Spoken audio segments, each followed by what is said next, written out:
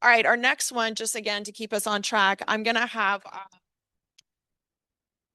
Josh Ross, who's a co-founder and CEO of Ironloop, an OT cybersecurity startup. And Josh's background is in software engineering, where he used to work on security networking monitoring for autonomous vehicles. So, oops, I guess I wasn't speaking into the mic correctly. So I'm going to have Josh come up and dive right in. I love his title. Stop selling Ferraris to people who need pickup trucks. What OT operators actually need from the cyber industry. Thank you, Josh.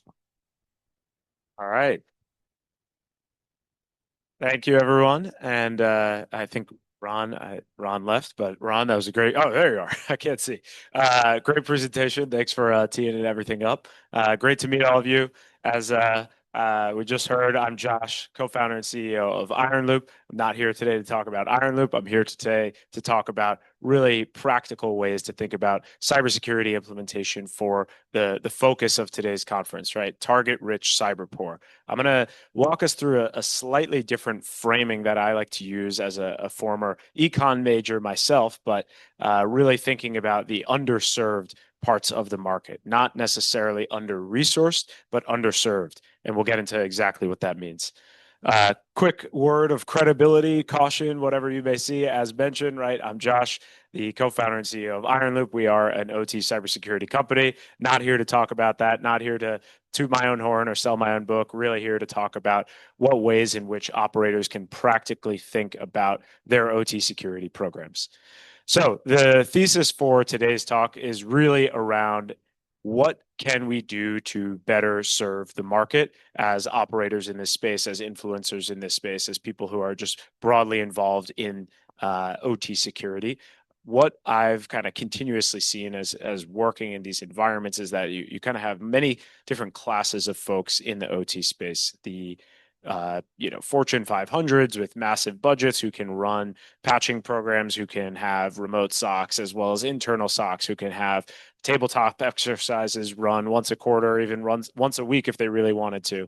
Then you have the significantly under resourced where maybe they're not even thinking about OT security, as we heard earlier this morning from Josh, or they're looking for federal grants or local state government grants, whatever that may look like.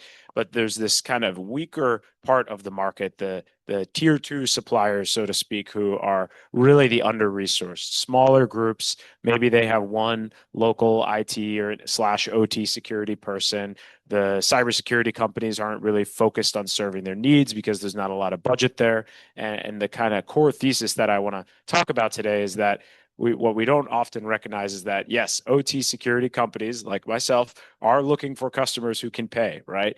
Most OT security companies are not going to be looking to serve these under resourced companies, these companies that are not really able to focus the dedicated time, attention, money to their solutions. And so there's this gap in the market, which is what we're going to talk about today. And how do we actually address that gap?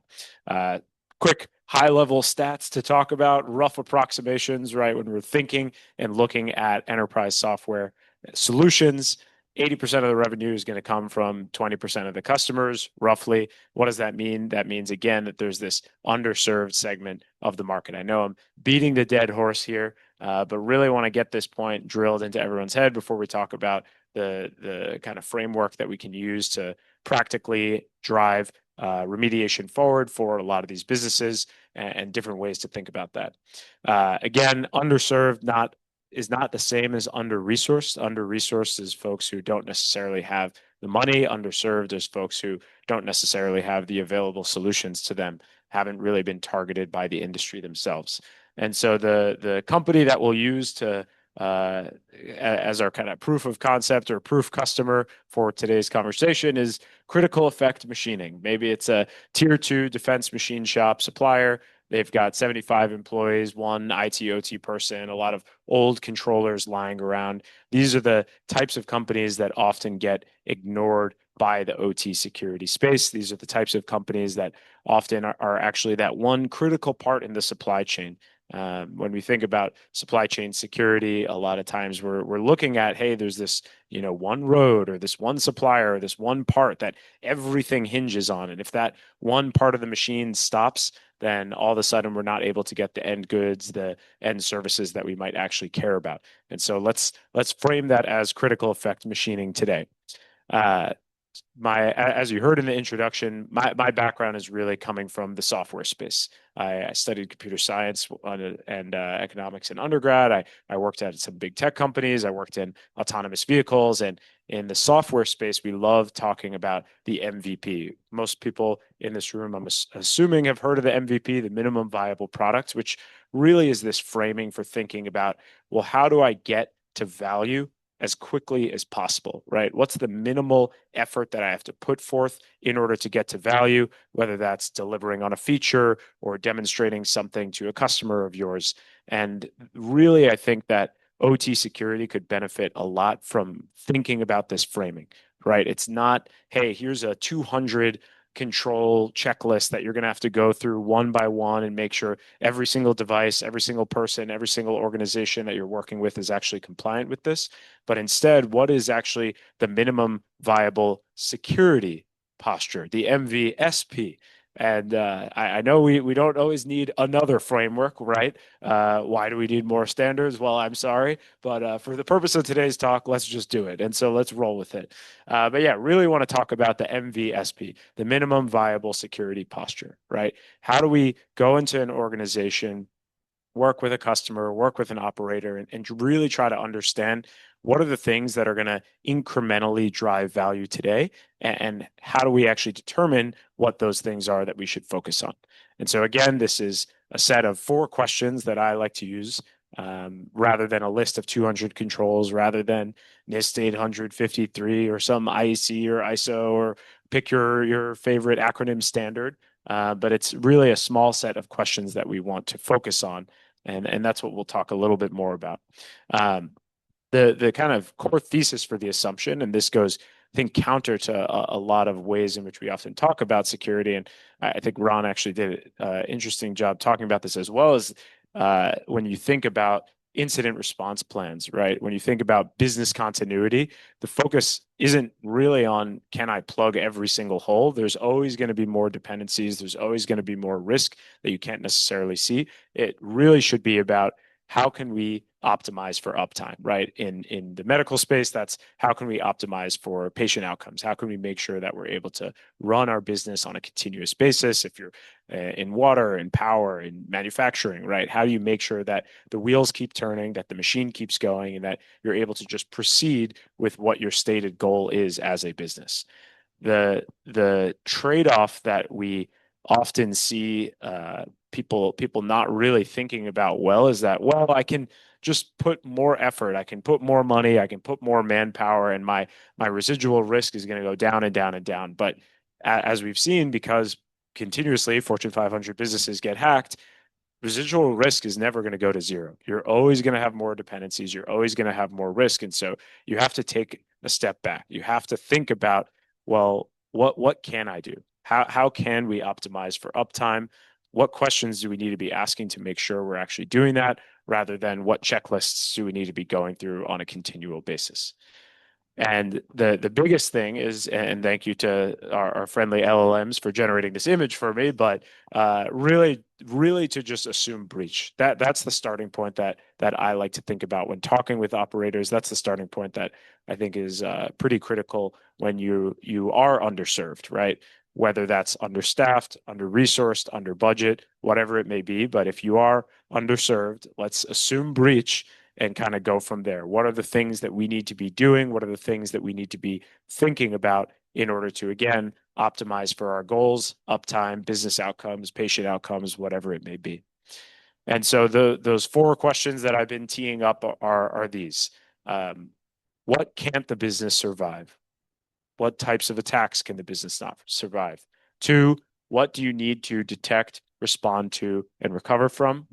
3, can you run degraded and fail safe? Again, I think the medical device situation is a great example of that, right? What is the paper processes? Or have you actually run tests of those? What are your blind spots? And then four, do you know normal well enough to notice when something's wrong? So to just quickly drill into each of these, what can't the business survive, right? If we go back to our manufacturer example or our tier two supplier in the defense space, if you have corrupted job files, what does that mean? Are you going to be able to continue to run your business? If you lose production days and you can't actually ship whatever your product is or deliver whatever your good is to your customers, can you actually continue to exist as a business? If you have one prime that you're working for or one downstream customer that you're delivering your goods to and you don't deliver on time, on schedule, what does that mean for your business? Will you actually cease to exist? Will they cancel the contract? Will there be regulatory regimes that come after you for contractual or compliance failures that you're not really delivering on? These are the critical things that often don't get weighed into a cybersecurity assessment. These are the things that don't really exist as part of any of the frameworks that we try to push down and down and down to a lot of these operators. And I think these are the critical things and the critical questions that we need to ask to start to figure out the picture of, okay, well, what is my minimum viable security posture? What are the things that I need to do to make sure that my business can continue to survive and limit the scope of things that are going to stop me from surviving? On that second question, what do you need to detect, respond to, and recover from? I think this is similar, maybe a little bit more on the technical side, right? But if you lose access to a specific system, what do you do? Right? If you have to move to the paper process, what do you do? If you have to stop using a certain part, can you debug it? Can you replace it? Sometimes you don't actually need a machine to keep working. I know I think it was Nick or Josh this morning earlier mentioned about, oh, well, if a machine stops working, why can't we just replace it? Sometimes you can replace it, sometimes you can't. But being able to quickly answer those questions, again, are not really going to be part of these frameworks, but are more going to be about what is this minimum viable security posture that you need to keep the machine moving so that you can continue to deliver on your outcomes. Can you run degraded and fail safe? I think this is something that the OT space actually does a pretty good job of relative to maybe the IT side of things, but thinking about what are the safety considerations if a machine stops working, what's the risk associated with it. This is an area where I feel like we actually do a good job as an industry because there's lots of research into it, more so from the safety consideration, which again is going to have downstream impacts from a cyber perspective. Just because a machine stops working from a cyber attack, it could stop working from physical consequences or some sort of part going stale. And so understanding whether or not you can continue to run your operations, again, tying back to that goal of optimizing for uptime, assuming breach. Do you know normal? This is our fourth question, but an important one for really being able to answer, well, do you actually know if something is going wrong? And I swear Ron and I did not coordinate on this, but it's a great example, right? Do we know what normal looks like when we don't have our machines online, right? If we lose a sensor, are we going to be able to keep running? Can we actually trust the sensor data? Are we even looking at the sensor data? Do we know that we have access to the sensor data? All of these things are critical. And yes, of course, software can help us make these decisions and better understand these things, but there's a lot of depth to that, right? We talked about alert fatigue recently and alarm fatigue. And yeah, that is a huge problem, right? You may know normal, you may have alarms in place for what's normal and what's not, but maybe they're not fine-tuned enough. Maybe the staff on board is not really trained to look for the wrong things and the right things. And so is it tribal knowledge, right? Is it just humans that know what's normal? Can we offboard more and more of that to machines? I think these, again, are the types of questions that we really should be looking at from a perspective of, well, can I continue to run my business? Can I continue to operate? And if I'm one of these underserved segments of the market, I'm not going to have some consultant or software vendor coming in and building a fancy machine learning model to help me solve these problems. I'm going to have to figure out how I'm going to do it myself. And this is really what leads to kind of the last main point that I want to talk about, which is around, okay, great, maybe we've answered all these questions. Now, how do we actually go out and ruthlessly prioritize what we're going to build? And someone this morning was talking about ruthless prioritization, and I'm completely in line there, right? We have CVE models that are meant to tell us about risk and impact, right? It's sort of pulling from the famous Eisenhower decision matrix of, okay, I'm going to do the things that are important and urgent, right? In CVE case, I'm going to do the things that are high risk and have high impact. But what we never really talk about in these models is effort.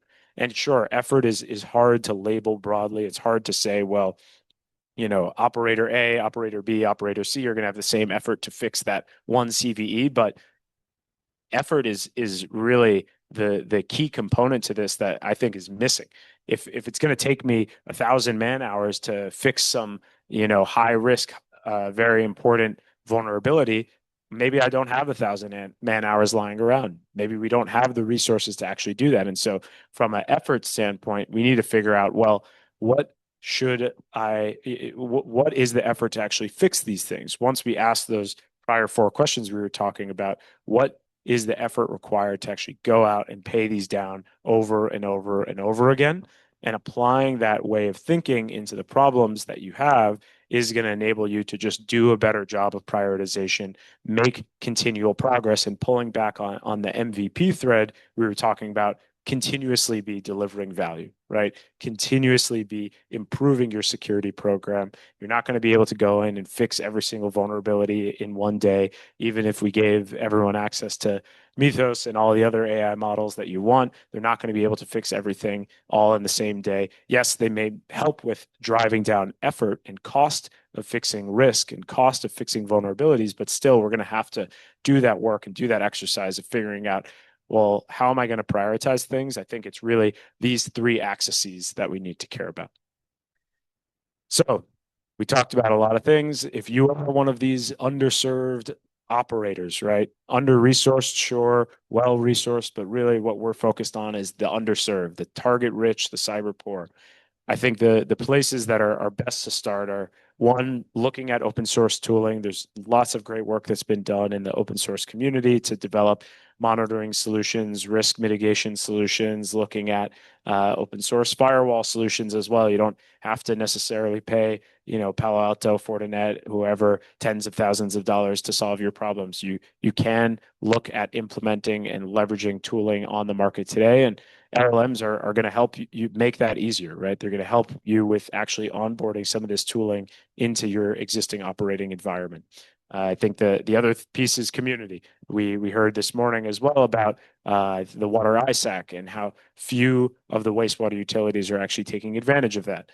I think there's huge opportunity to just get involved with these groups, get involved with these communities, look potentially for funding, and where funding doesn't exist, at least learn from others in your space. And then lastly, I think LLMs are a great resource as well, right? Don't be scared to have to go for a large consultant or someone who can help come in and run a tabletop exercise, but just start talking to the models to have them interview you, see where you have opportunity to improve, and see if maybe there's things that you could just do today that will improve your overall security posture.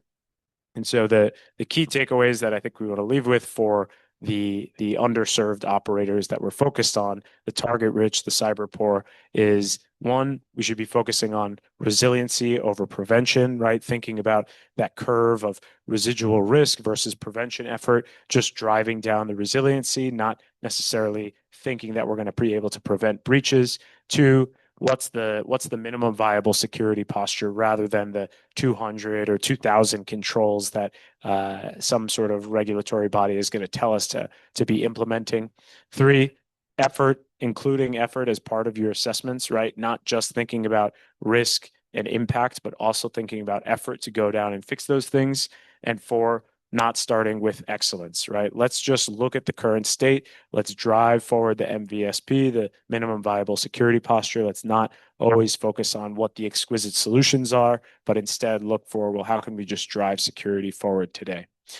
And so to go back to the theme of this talk, stop selling Ferraris to people who need pickup trucks. I think really that's the message I want to leave you guys with. Find your Toyota Tacoma or your car that's going to drive for 300,000 miles, something that's going to really persist and get the job done. Build that truck that gets you home. And yeah, thank you all for listening.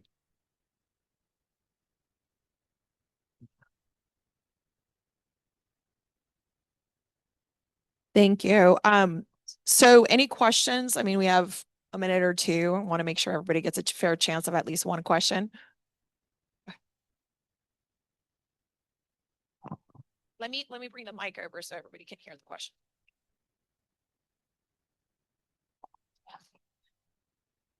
I had a question about effort. We heard a very bemused and surprised vendor today say that they offered a tool to a water utility, and the water utility, even though it was free, couldn't accept it. So I wondered, as you think about measuring effort, if effort can include both installation effort, but also the tail on the dog. I Absolutely. think about little kids, it's free like a puppy. Absolutely. I'm gonna steal that free like a puppy analogy for the future. But yeah, I think installation effort, right? Every minute that you need to talk to that vendor, every minute that you need to look at that tool, it's a minute that you're not doing something else, right? And so if you're going back to our example, critical effect machining, you're the one IT/OT operator for that business. You don't have time to spare necessarily. And so free tools aren't always actually helpful. And so, yeah, I completely agree. I think vendors ideally should be upfront about this is the effort that's going to be required, right? Here's the dollar investment and here's the time investment to really get the value out of the tool that you're looking to get. And so, yeah, I think just if you're not looking at effort as part of your vulnerability prioritization and where you want to prioritize your kind of focus from a security standpoint, your program's just going to go awry.